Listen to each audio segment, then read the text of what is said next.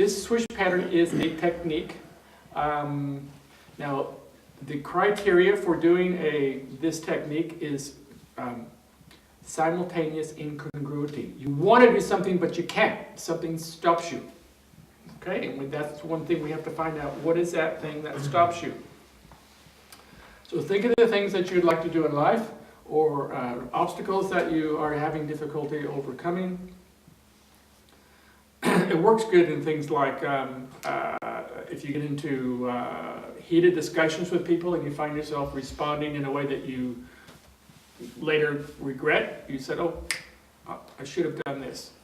If you have problems with public speaking, you get stage fright, things like that. Any context that something comes up and you find yourself reacting instead of responding. Response is a choice. A reaction is an unconscious thing. Mind you, reactions are good sometimes. When a missile is being hurled at you, a good reaction is to duck. So you don't want to think, missile. Well. So reactions are good in some situations. However, if you find yourself reacting to things and you'd rather have more choices and different options, this technique is really good. And I'm going to start this with a story.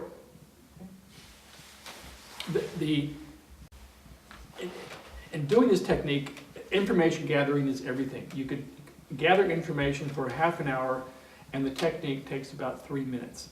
Remember the one for the decision destroyer? You go, shh, it's done. Well, this is kind of like that as far as the speed. Once you get all the information that you need, then to activate the technique, it's really quick. But it's all about getting the right pieces in place. So we're actually going to set a stage scene, which when we begin to do the technique, you will have in front of you in your imagination that you are in the context where the problem is. So we're going to put the props in there, and we got to get all the pieces in place, and that could take a bit of information gathering, depending on how good you are at the meta model and watching access and cues. I'm going to tell you a story. A woman lived in New York City, and some people still drive in New York City, and she was one of those. And however, she could never get to an appointment on time. She would always be late. No matter what she tried to do, she could leave a half an hour early and be late. She could leave an hour early and be late. Because something would happen when she leaves the house on her way to the appointment, which would distract her. So we have to find out what is it that distracts her.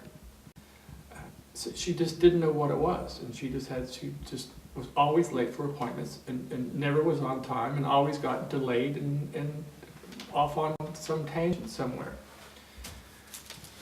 So you ask this person information. Now, when you are gathering information from the person who has the thing they want to change, ask them, as a suggestion, to pretend that they are a director and you are the actor.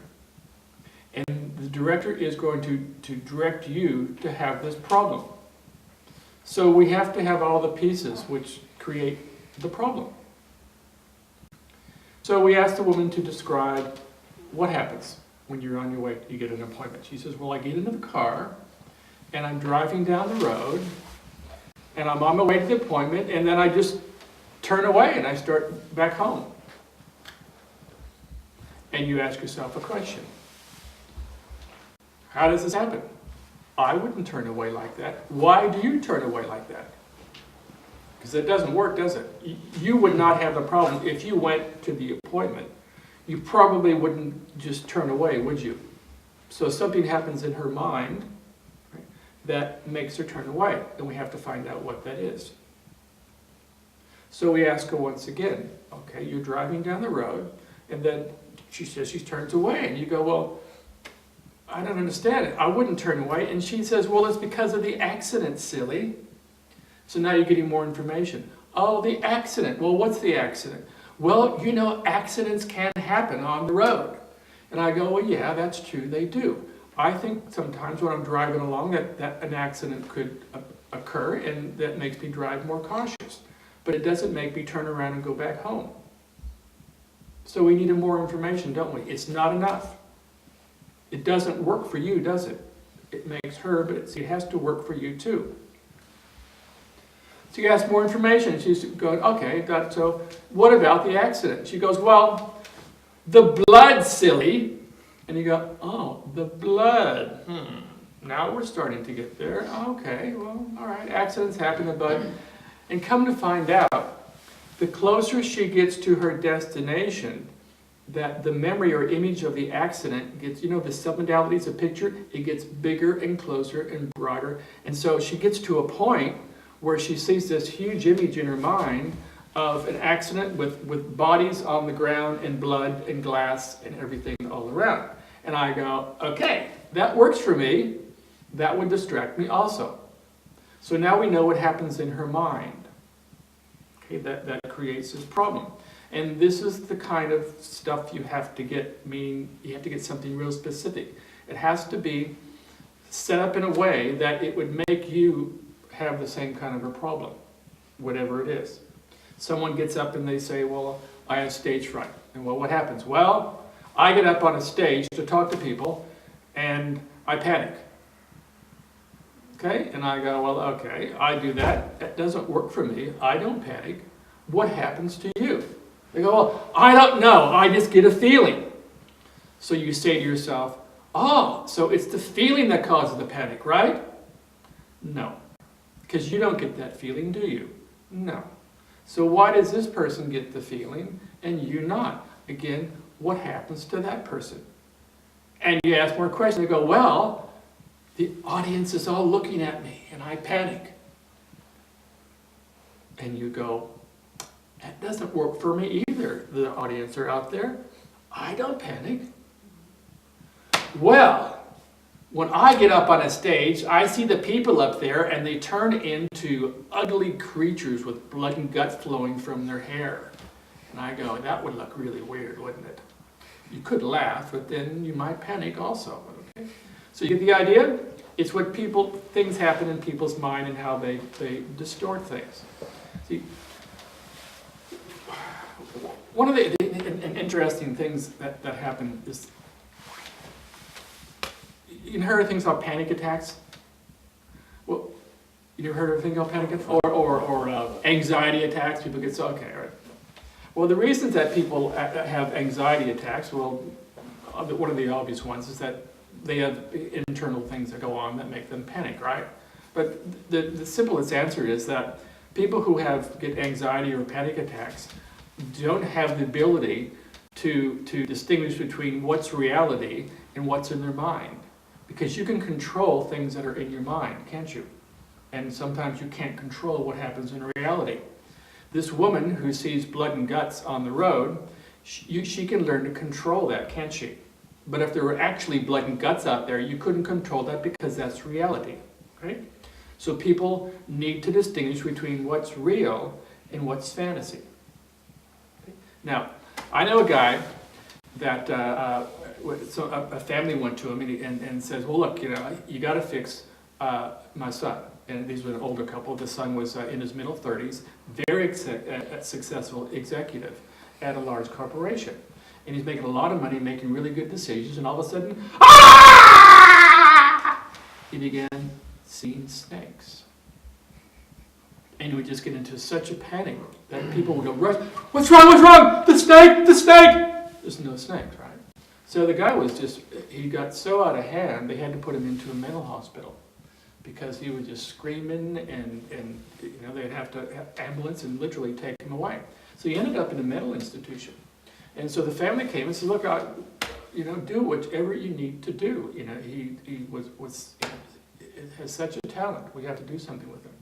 Do whatever you need to do. Okay. So my friend went to the hospital to have a talk to this guy. And when you go to a hospital, you can't just walk in and say, I want to do therapy on somebody. They don't usually like that. So it was okay for my friend to talk to this person as long as he had a psychiatrist along with him to make sure that he didn't do anything really weird. So that was okay. But then on the way out from the hospital, my friend noticed that there was a store across the street from the mental hospital. and this was a store that said reptiles. Okay, so he walked into the store, and they had lizards and snakes, and they had a big python, Martha the python, and had a couple cobras, real cobras, but they had the poison sacs taken away, and had a sack of plastic snakes. Plastic snakes are good, they say. They say that plastic snakes scare away bush turkeys. Bush turkeys in North Queensland, they're real turkeys, but they're bush turkeys, and they're really skinny. What they do is they ruin your garden. So you put plastic snakes out, and it's supposed to scare them away, but it doesn't really work. But anyway, they still make plastic snakes and say, if you get these, you won't have any problems. Anyway, so my friend got some, I said, look, can I rent your snakes? He goes, rent them? He says, yeah, I promise, I won't hurt them, and I'll bring them back tomorrow afternoon. And the guy says, well, okay, you can rent them. What would you like? Well, so he rented Martha and a couple of the cobras and 3 or 4 of these plastic snakes. And he walked out, cages and everything, and he went over to the mental hospital. And he walked in, he saw the psychiatrist, and the psychiatrist looked at the cages, and what's going on? He said, don't worry about it, it'll be okay. You'll be there to help supervise. So what this guy that had a phobia, not a phobia of snakes, but he hallucinated snakes. He used to get a shower every day. They would bring him in, and they put him into the shower cubicle, and they would shower him and get him all clean. So our friend went into the shower cubicle before this guy was going to get a shower, and he put Martha up on the shower thing, and put the cobras in there and a couple plastic snakes. Okay? So, and then he turned the light off. Okay? So then the guy came in to get a shower, and he turned the light on, and the guy went, and he was just panicking, snake! And he's like freaking out. And the psychiatrist says, look, okay, it's okay. My friend says, no, it's all right. Give it a little bit longer. The guy was freaking, screaming, what do I do? And so my friend goes in, and the guy says, help me. He says, okay, I'll help me, but you have to do something for me. And the guy says, anything, I'll do anything. Okay. He says, you have to tell me which are the real snakes, okay? Which are the plastic ones, and which are the ones that are a figment of your imagination. And he says, he points to Martha. That's the real one, and those two there, and those there are plastic, and these ones here are the ones that I imagine. and my friend says, are you sure? He says, yes. Oh, well, I have to be really, really certain, he says. Tell me one more time. He says, well, that one's real, and those two are real, and these ones are plastic, and those ones are a figment of my imagination. And the guy says, that's right, they are, aren't they? And then he went away. And didn't have any problems anymore, because he made a differentiation between what's real and what's fantasy. Story. So sometimes you just have to do something that's pretty radical. Okay, so there's my talk. Anyway, panic attacks and things like that. So you need to differentiate between what's reality and what isn't real, because you can control the things that aren't real by adjusting your submodalities, can't you? And these people who have difficulty with public speaking, and they can't get to places on time, and they get involved in the conversation, and they react instead of respond, well, they're not really hearing or seeing what's going on in reality. Some people do an interesting thing, is that, let's say, for example, they would have an experience when they were young adults, teenagers, or whatever. Somebody would say something, and they would be shouting really loud, and it could be a reoccurring event. So what the unconscious mind learns that a certain phrases or words are automatically amplified. So even years later, if someone uses those particular phrases or that phrase in a normal voice, the unconscious mind will turn it up, and they will actually hear. Have you ever heard someone say to you, don't shout, and you're not shouting? It's because the unconscious mind has that memory. It takes the memory from the past and it automatically turns up the volume of the speech. And so to them, they actually think you're shouting when you're using your normal. You kind of look at them and go, I'm not shouting. Yes, you are. And then you can get into another argument about are you shouting or not. So these kind of things happen. Okay, so first we need to do is we need to find out what is the problem. What is it that you want to change?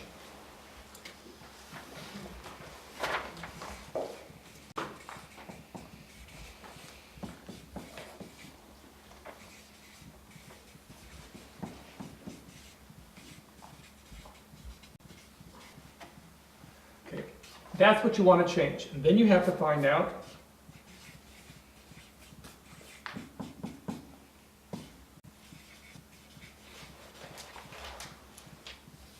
where does the problem happen? Get a context. Okay. Then, last thing, what is the trigger that initiates the thing you want, the behavior you want to change? Now, here's a good start of thinking about change. Okay. Now, you are not fixing problems. You are changing behaviors. So we always want you to think in concrete, what behavior do you want to change? People say, well, I feel bad. Okay, well, fine. What is that? How does that represent it? What's that behavior of a bad feeling? And you get it as specific as you want, or as you can. Now you need to get it specific because once you do whatever technique and you've solved the problem, and you present the person with the original trigger that caused the problem, you need to know if the feeling that they get is now different than the one they started with. It's not enough for the person to say, okay, I feel fine now. Well, how is it different? That's the test. We need to know what's the difference between what your initial problem behavior was and what you have now. And that's where your calibration skills come in, and being able to recognize skin color and muscle tone and things like that. Okay, so you ask the person, okay, what behavior do you want to change? They could say, well, I have stage fright, or I yell, or whatever. But use your meta model, get it specific. What's the behavior you want to change? Where does it happen? What is the trigger that initiates the behavior? Okay, and it can't be people or things or those kind of general things. What about people specifically? What things specifically? Is it, when Verena talks to me? Well, doesn't work for Julia. When she talks to Julia, Julia doesn't freak out, but I do. So why do I do and she doesn't? It could be because a tone that she uses reminds me of when someone used to say something to me when I was 9 years old.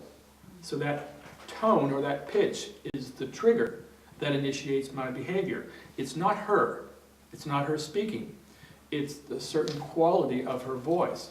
And that's, we have to get it down to that nitty-gritty thing like that. Otherwise, the problem, or whatever you want to change it to, it won't be as an effective change unless you get it down to specific things like the tone is the trigger.